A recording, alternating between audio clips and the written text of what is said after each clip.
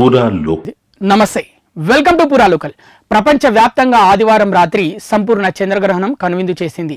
ఈ గ్రహణం భారత కాలమానం ప్రకారం రాత్రి 9:56 ప్రారంభమై అర్ధరాత్రి 1:26 వరకు కొనసాగింది.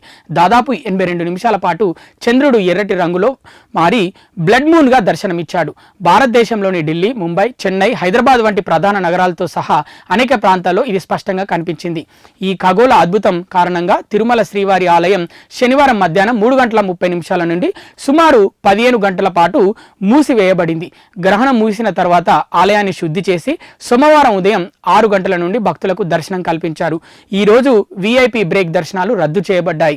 దేశంలోని చాలా ఆలయాలు గ్రహణం కారణంగా మూతపడగా గయాలోని విష్ణుపాద, ఉజ్జయిన్లోని మహాకాళేశ్వర, ఆంధ్రప్రదేశ్లోని శ్రీకాళహస్తి ఆలయాలు మాత్రం గ్రహణ సమయంలో కూడా తెరిచి ఉండి ప్రత్యేక పూజలు నిర్వహించాయి. ఇది ఈ ఏడాది ఏర్పడిన రెండో చంద్రగ్రహణం. ఇవి ఇప్పటివరకు ఉన్న అప్డేట్స్. మరిన్ని అప్డేట్స్ కోసం చూస్తూనే ఉండండి పూరా local, your choice for local voice.